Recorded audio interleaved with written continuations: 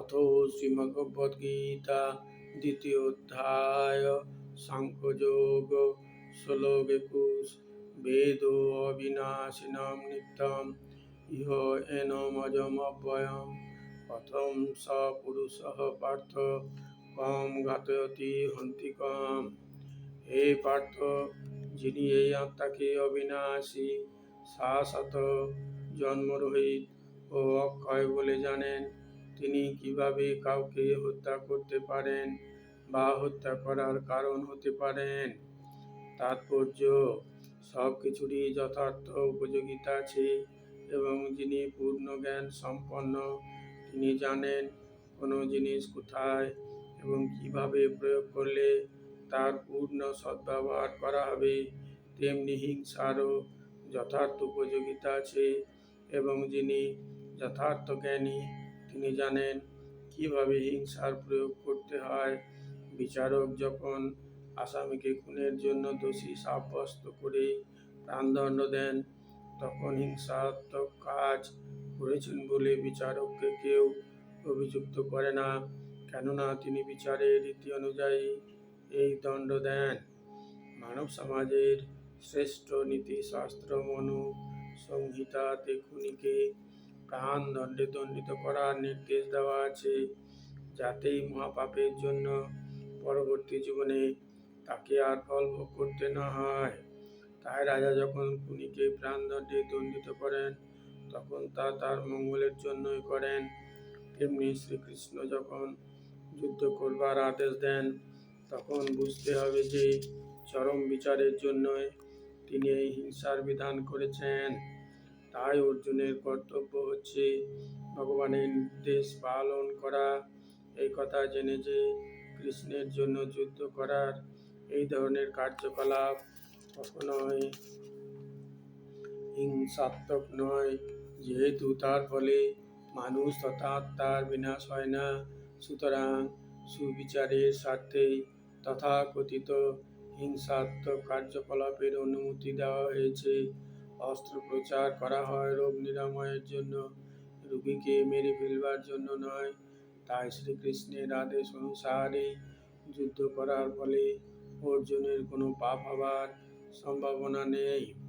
শ্লোক 22 বাসাংসি জীর্ণানি যথা বিহায় নবানি গৃহ্ণাতি নরোপরাণি তথা শরীরানি বিহায় জীর্ণানি অনানি সঞ্জাতি নবানি দেহি।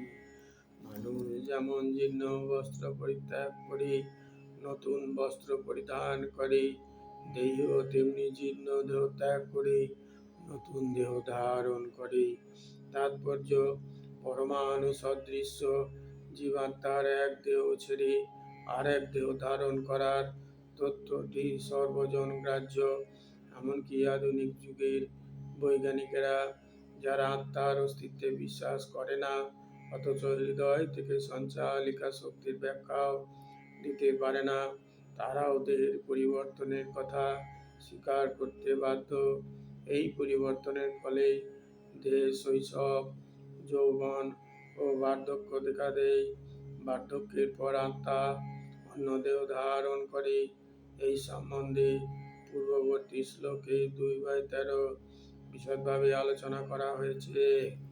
পরমাত্মার কৃপার ফলে জীবাত্মা ভিন্ন ভিন্ন দেহ প্রাপ্ত হয়। একজন বন্ধু যেমন আর একজন বন্ধুর মনোবাঞ্ছা পূর্ণ করে, পরমাত্মাও তেমন অণু আত্মার মনোবাঞ্ছা পূর্ণ করেন। মন্দুক উপনিষদ ও শ্বেতা সতর উপনিষদে মতো বৈদিক শাস্ত্রসমূহে আত্মা ও পরমাত্মাকে একই গাছে বসে থাকা দুটি বন্ধুসুলভ পাখির সঙ্গে তুলনা করা হয়েছে। তাদের মধ্যে একটি পাখি জীবাত্মা, সে গাছের ফল খাচ্ছে। অন্য পাখিটি শ্রীকৃষ্ণ কেবল বন্ধুকে পর্যবেক্ষণ করে চলেছে। এই দুটি পাখি গুণগতভাবে যদিও এক, তবু তাদের একজন জড়জাগতিক গাছের ফলের প্রতি আকৃষ্ট, আর অন্যজন তার বন্ধুর কার্যকলাপ কেবল পর্যবেক্ষণ করে চলেছে। শ্রীকৃষ্ণ সাক্ষীরূপ পাখি, আর অর্জুন ফল আহারে রত পাখি। যদিও তারা একে অপরের বন্ধু, তবুও তাদের একজন প্রভু এবং অন্যজন বৃদ্ধ। পরমাত্মার সঙ্গে তার এই সম্পর্কের কথা ভুলে যাবার ফলে জীবাত্মা এক গাছ থেকে আর এক গাছে অথবা এক দেহ থেকে আর এক দেহে ঘুরে বেড়ায়। এই জড় দেহরূপ বৃক্ষে জীবাত্মা কঠোর সংগ্রাম করছে, কিন্তু যে মুহূর্তে সে অন্য পাখিটিকে পরম গুরুরূপে গ্রহণ করতে সম্মত হয়, যেভাবে অর্জুন শ্রীকৃষ্ণের উপদেশ লাভের জন্য স্বতঃস্ফূর্তভাবে তার কাছে আত্মসমর্পণ করতে সম্মত হয়েছিলেন, তৎক্ষণাৎ অধীন পাখিটি সমস্ত শোক থেকে মুক্ত হয়।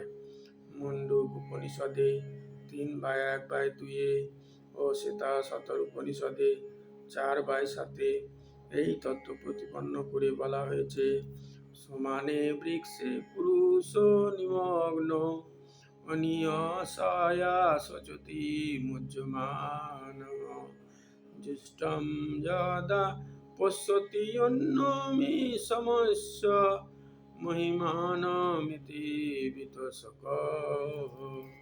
যদিও দুটি পাখি একই গাছে বসে আছে, কিন্তু ফল আহারে রত পাখিটি গাছের ফলের ভোক্তা রূপে সর্বদাই উদ্বেগ ও শোকের দ্বারা মুহ্যমান।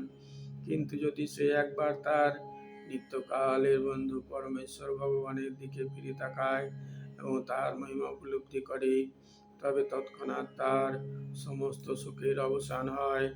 অর্জুন এখন তার নিত্যকালের বন্ধু ভগবান শ্রীকৃষ্ণের দিকে ফিরে তাকিয়েছেন এবং তার কাছ থেকে ভগবদ গীতা তত্ত্ব জানতে পেরেছেন।